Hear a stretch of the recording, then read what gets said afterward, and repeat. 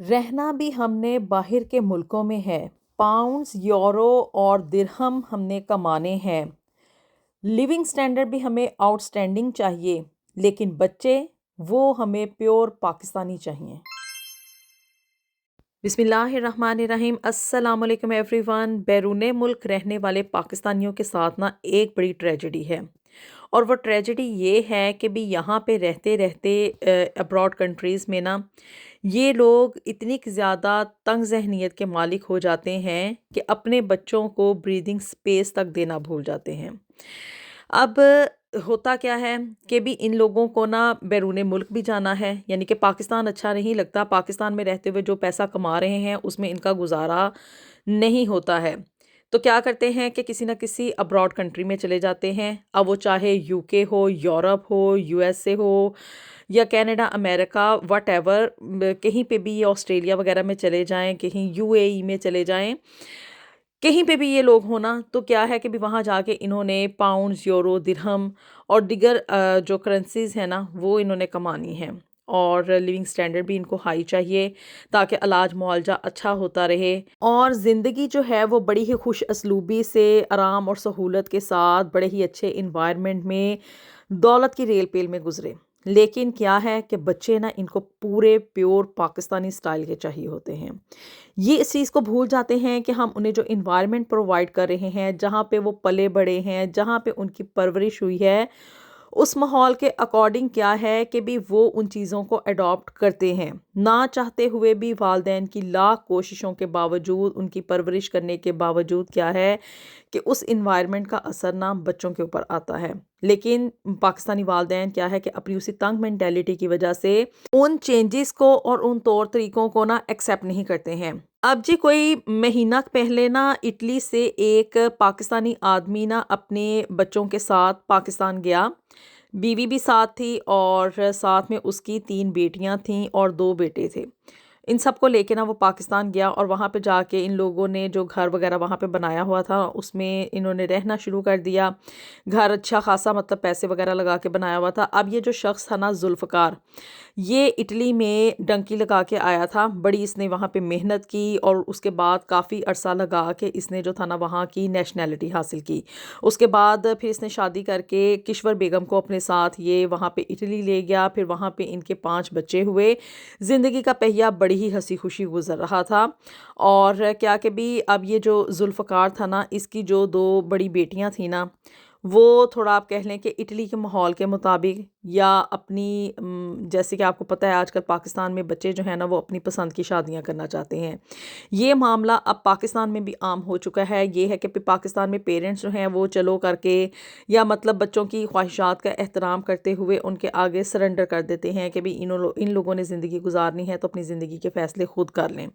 لیکن یہ جو اوورسیز پاکستانیز ہیں یہ اپنی جو مینٹیلٹی ان کی شروع کی بنی ہوئی ہے کہ بھی ہم جو ہیں وہ زندگی کے سارے فیصلے کریں گے۔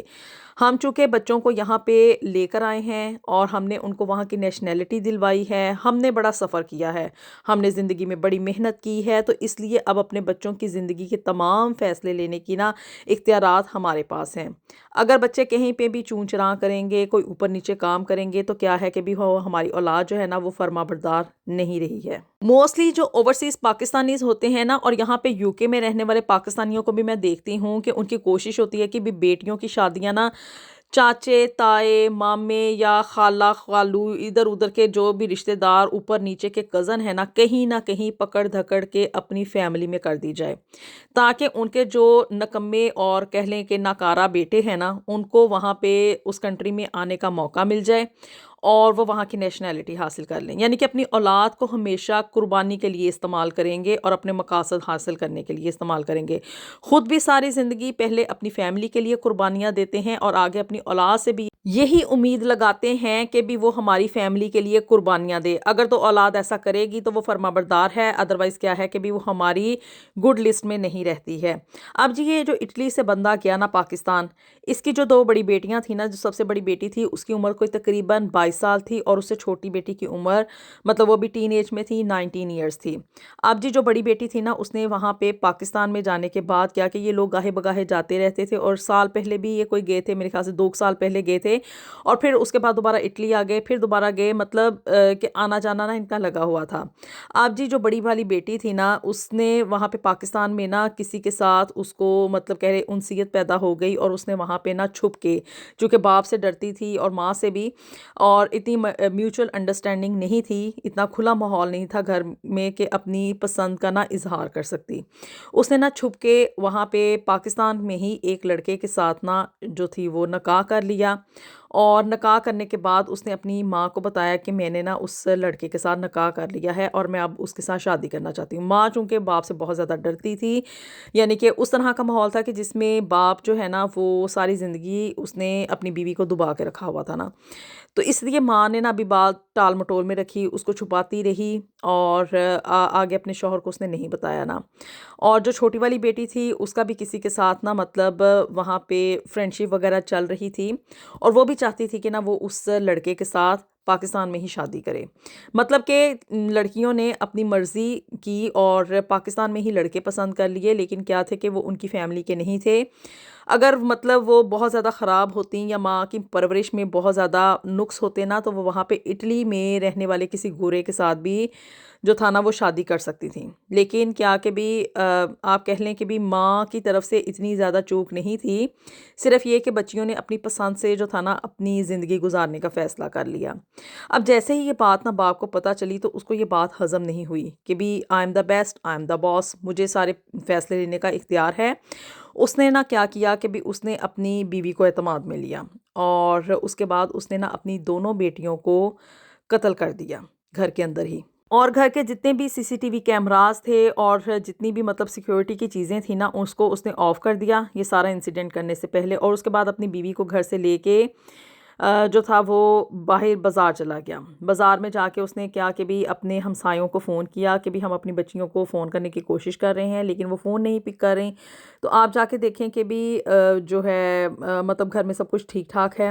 ہمسایہ جب گھر میں گیا تو اس نے دیکھا کہ دونوں بچیاں جو تھیں وہ خون میں لت پت پڑی ہوئی تھیں، ایک دائیں طرف اور ایک بائیں طرف، اور مطلب گھر میں جو مطلب چیزیں تھیں وہ الٹ پلٹ تھیں، جس سے پتہ چل رہا تھا کہ بھی گھر میں نہ کوئی چور آئے ہیں اور انہوں نے جو ہے نا ان بچیوں کو قتل کر دیا ہے۔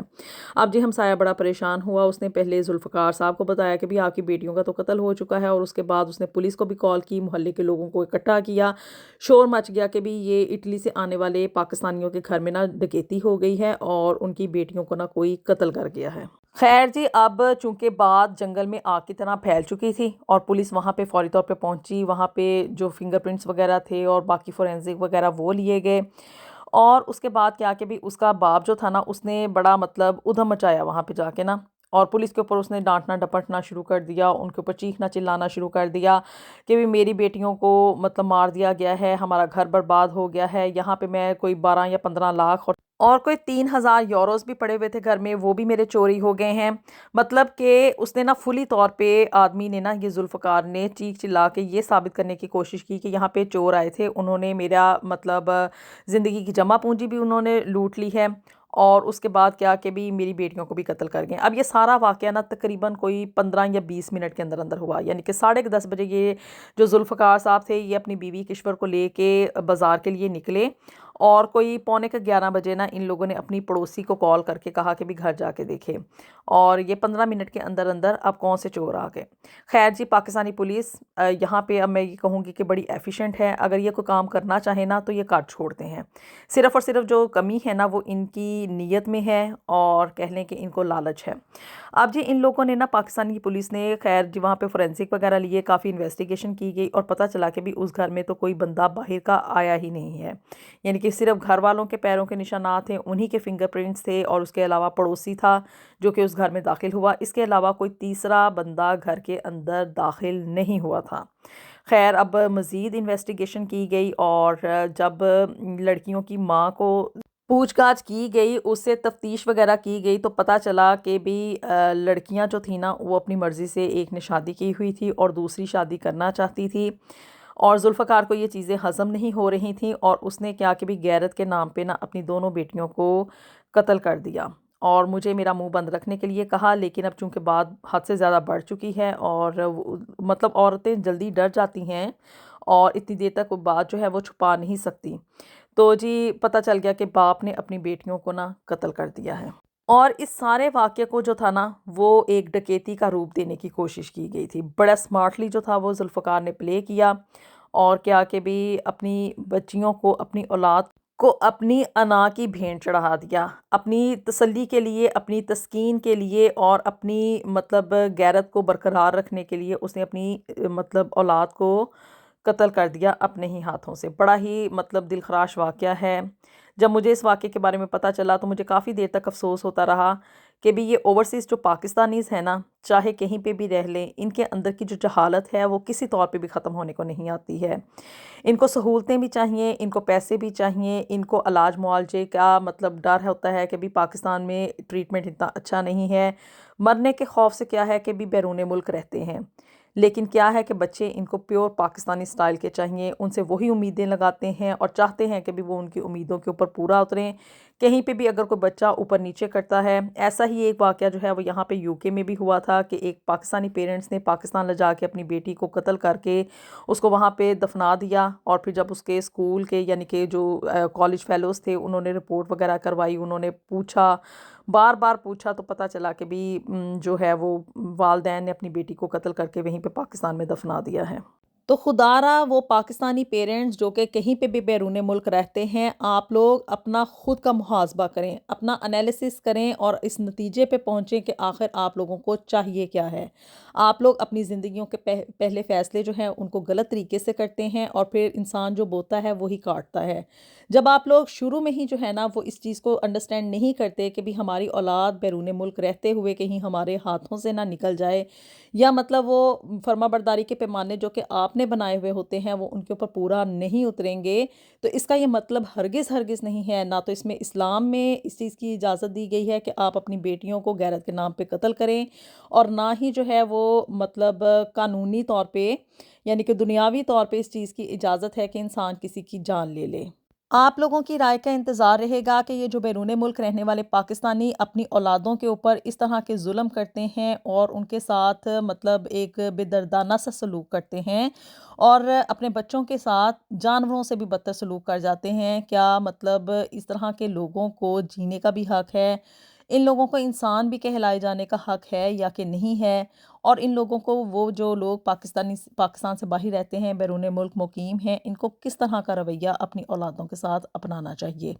اپنی دعاؤں میں ہمیں یاد رکھیے گا۔ ملیں گے آپ سے نیکسٹ ویڈیو میں with something new and something very interesting. Until then, اللہ حافظ۔